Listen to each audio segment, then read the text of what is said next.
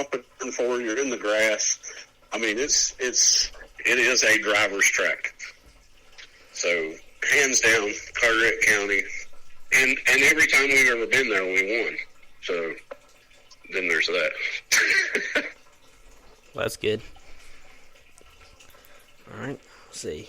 And before I get into my question, shout out to Kyler Kepley. Actually, Kyler suggested that y'all come be on this podcast a couple months ago, and we never got around to it until about the other day I texted you and asked. So, yeah, shout out to Kyler. Right. I know y'all are pretty close to Kyler.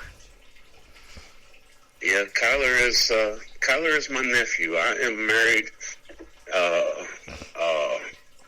My wife is actually the sister of Casey Kepley, who is Kyler's dad. He's always there at the racetrack. He's been around since he was, he's followed us around to the racetrack since he was a little kid. Back in the day. Him and Nate are the same age, and they're cousins, and they grew up together, and he's part of the family. I get what you mean. Close ties. Yes, sir. All right, let's see. Let's talk a little bit about 2024. So, at Bowman Gray, y'all plan to run 5-6 races. I believe that's what I seen on Facebook the other day. And those races, what do they happen to be? Do they happen to be the big races or a couple 2020s? What are y'all looking to run? Yeah, so Nate is going to run Bowman Gray. I'm done with cars with fenders on them. So Nate will let you know what races he plans to run this year. Alrighty. So I don't really have any particular races that I do plan on running. I do want to run the last race and the 100 lapper. There's 3 of them a year. I do plan on running at least 2 of those, and maybe a 2020, but nothing for certain. Just kind of going by the week. Just depends on what the other series I want to go run has available and what really just fits in the schedule. So nothing really set, but we will post a little ahead of time to let them guys know we're coming before we go down there and run. I gotcha. And for all these people on Spotify that don't know, where can they find these updates and stuff at? So we do have a Facebook. Go ahead. Go ahead, Nate.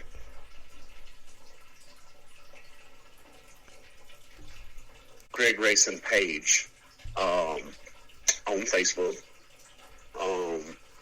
where we will post updates. So currently we're waiting for the Carolina Pro Late Model Series to put out their schedule, and that is the holdup, is because that is what he wants to do primarily. So we've just got to kind of fit everything else in around that, as well as, he wants to make a couple appearances at North Wilkesboro this year with the Pro Late Models. So looking forward to that.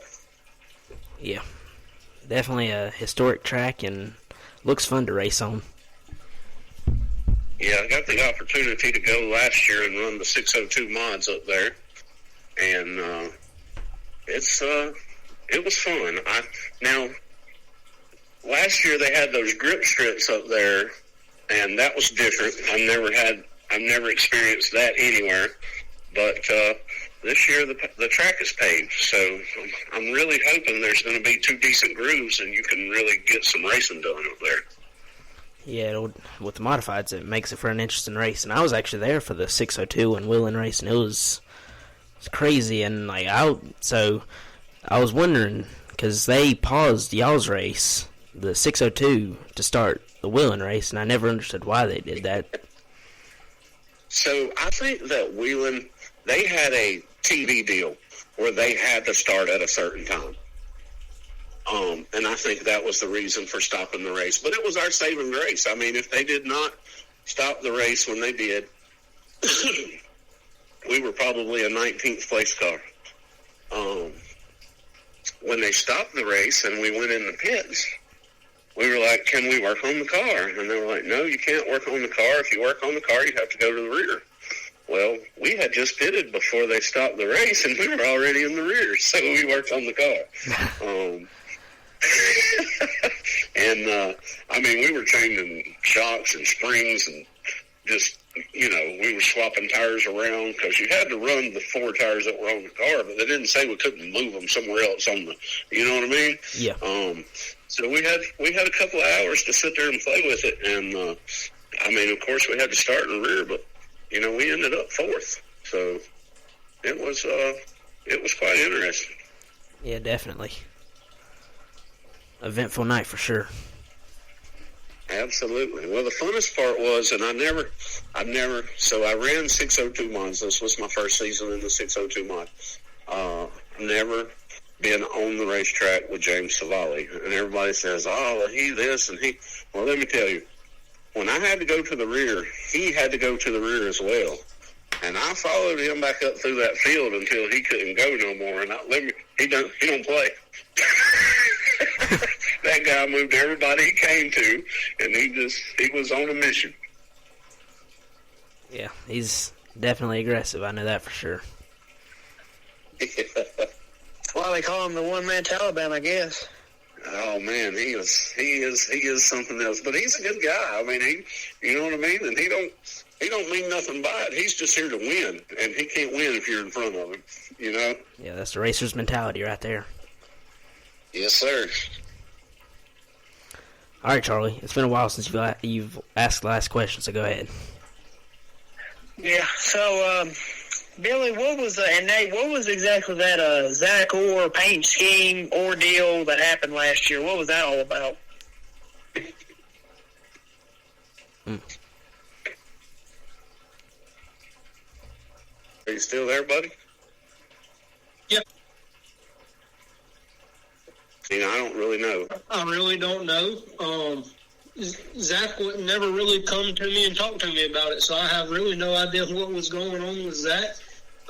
We had got into it that night, racing for the front, and I ended up wrecking him. And after that, he started doing that, and I don't really know because he never would man up and talk to me person to person about it. Now, I've talked to him since then.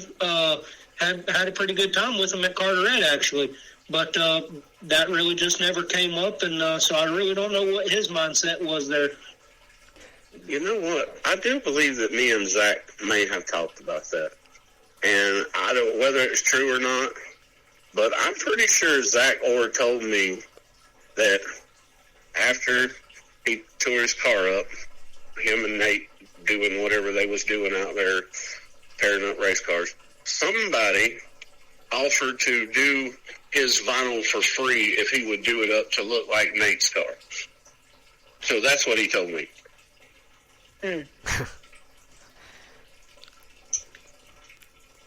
That's interesting.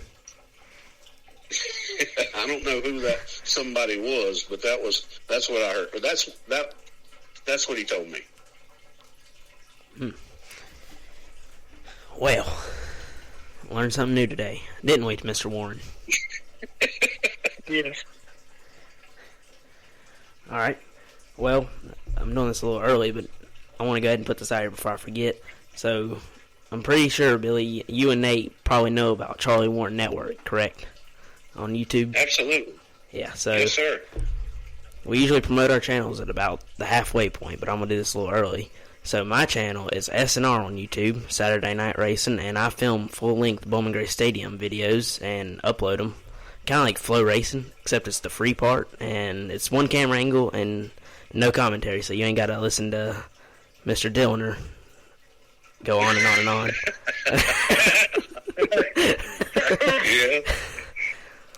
Yeah. Yeah, that's kind of what I do.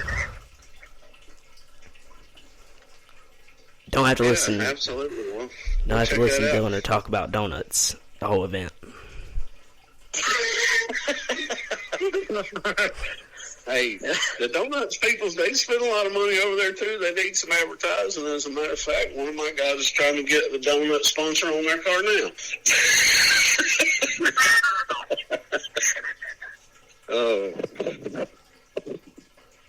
And speaking Speaking Come of, on, I can hear it now. Welcome back to SNR Talks, presented by Little Donuts. you know what? I actually texted them the other day on Instagram to see if they'd done it, and they just looked at my message, because we've been looking for sponsors for about a couple months now, and they didn't respond to me. They just looked at it. I guess they heard what I said, and they didn't feel like dealing with me.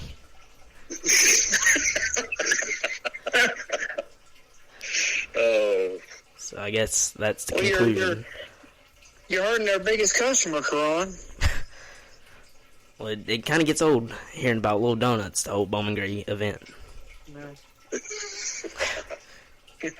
Yeah, well, Dillner likes donuts, so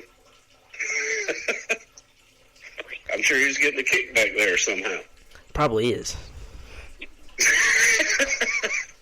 Maybe some free donuts. You never know. It'd be nice to have free donuts. Free donuts with a good sponsorship. That'd be nice. Alright, let's see. Charlie? Oh, yeah, you go ahead. Well, what I do is go to, well, first off, I do updates on both the Bowman Gray and the Smart Modified Tour. I do results updates for them on my TCWN post-race show. And then I do modified racing action on all the 2025s, and I do flip-flop between Sportsman and Street Stock every now and again. Record the races. And I do the commentating, and I don't talk about Little Donuts, but I usually talk about what's happening on the track, not in the concession stand, so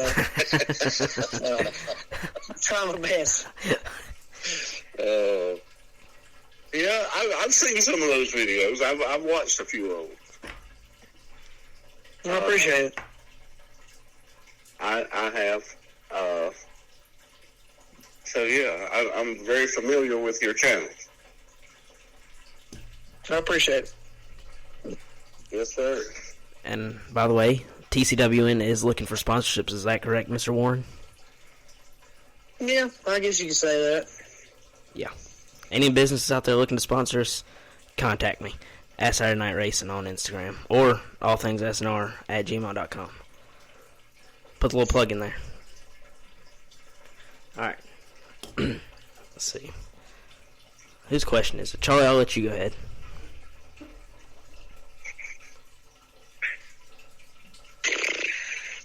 See, I'm trying to think of something.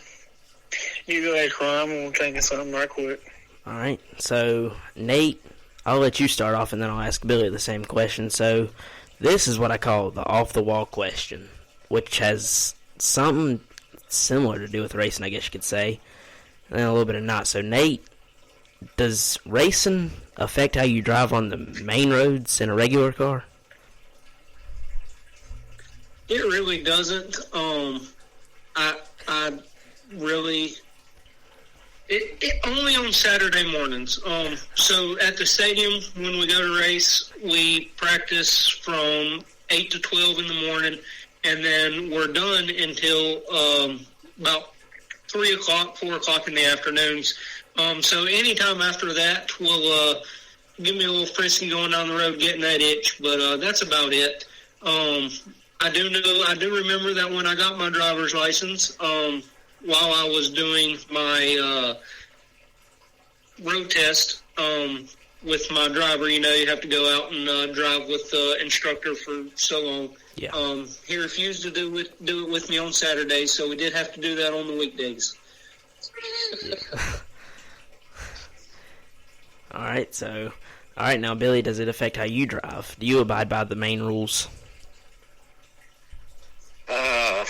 Man, you know what? I mean, they make fun of me all the time because I drive the speed limit, sometimes under the speed limit, and I don't, I guess I get it all out on Saturdays. When I'm on the highway, I'm generally on cruise control, and, But I'm with Nate. Like, the last speeding ticket I had was like 116 miles an hour, and it was coming home from practice on Saturday morning. Like, something about that time in between. I mean, you go out there and you get in the car and you practice for a couple of hours, and then, I don't know, it's like you have brain fade on the way home or something. I don't know.